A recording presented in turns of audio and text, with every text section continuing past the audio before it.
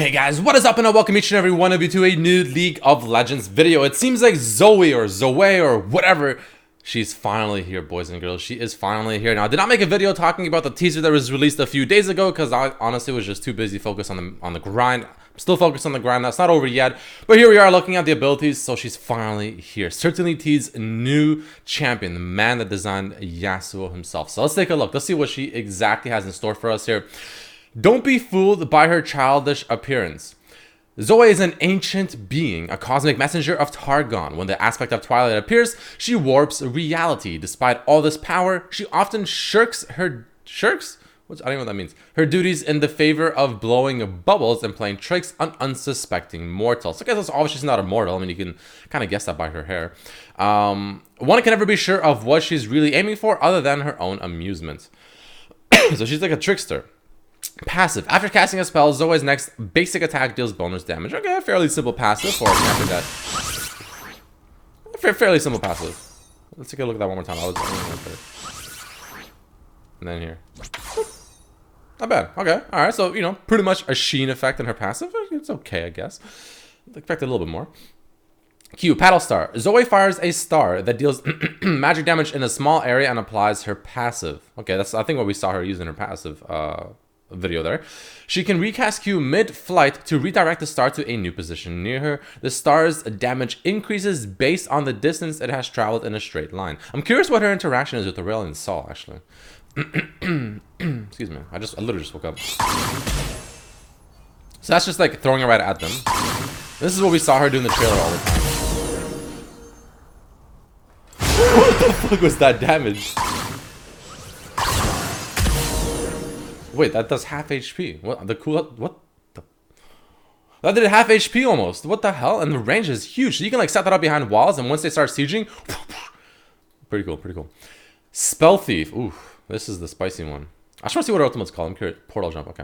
All right. Spell Thief. Enemy summoner spells an active item casts. Wow, casts. So it's when they use it. It drops a spell shard on the ground for an extended period of time. Some minions also drop a spell shard when killed by ZOE. Collecting a spell shard grants one cast of that spell or active item. When casting any summoner spell, ZOE briefly gains a movement speed and tosses missiles at the nearest enemy.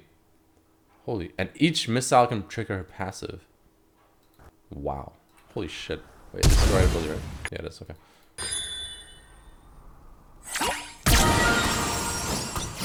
Oh, so she has up to 3 stacks of her passive, it looks like. Jesus, that is actually really freaking cool. Sleepy Trouble Bubble. This is the one that sleeps them, we already know for sure. ZOE throws a bubble that detonates on the first target hit, dealing magic damage and making the struck enemy drowsy. After a couple of seconds, drowsy enemies will briefly fall asleep and take extra damage from the next attack or spell. Dude, imagine sleeping them and then throwing that Q. Wow. Whenever an enemy falls asleep, the ability's cooldown is reduced. If the bubble hits nothing, it lingers around on the ground as a trap. It can be, if cast over a wall, it gains a cast range. What? Let me see this.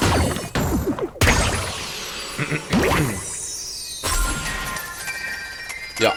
I mean, wait, she took damage from that, right? She did take damage a little bit. Not too much, though. But it empowers the next ability, so combining that with her Q. So it seems like her Q is honestly really the only reliable damage spell she has. This isn't really a reliable damage spell. It's more a CC. I'm about to sneeze. Oh, excuse me. Her W is, I mean, not really a reliable ability to do damage as well. So Q is pretty much the most reliable one. So I'm very curious to see what the cooldown is. Ultimate. Briefly teleport to a targeted position, then teleport back. During the teleport, you can use abilities and attacks normally and see over walls. However, you won't be able to move. Huh.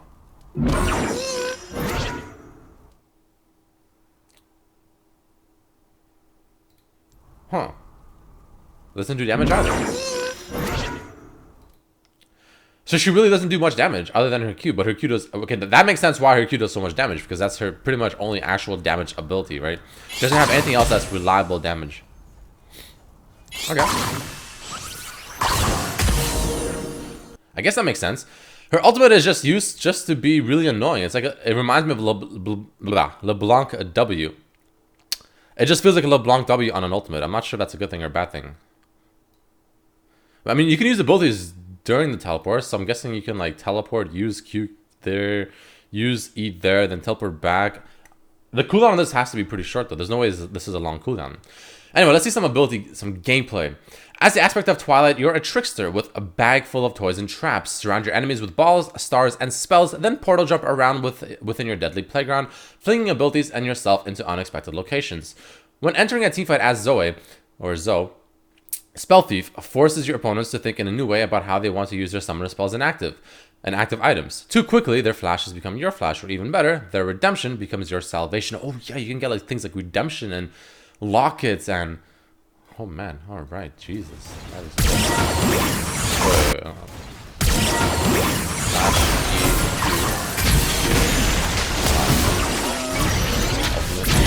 Pretty pointless ultimate there. Take a look at one time. She stole her cleanse. Where did the cleanse drop? Let's see where the cleanse drops. Right there. Oh, okay. She portaled to take the cleanse. I see. She cleansed to get the 3 stacks of her passive and I'll time to finish with another cube, maybe? I don't know.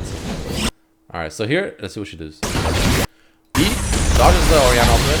Orianna falls asleep. See, Orianna didn't fall asleep. Did she cleanse it? Oh yeah, she did cleanse it. The cleanse ball is right there.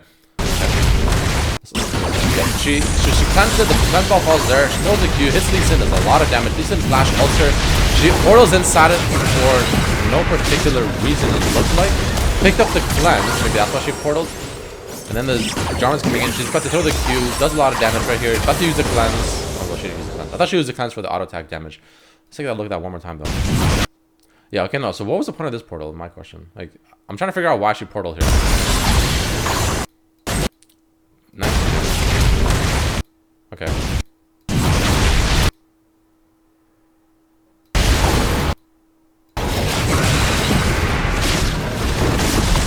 I'm not really sure what the point of that portal was. Maybe it was just to be annoying, I guess.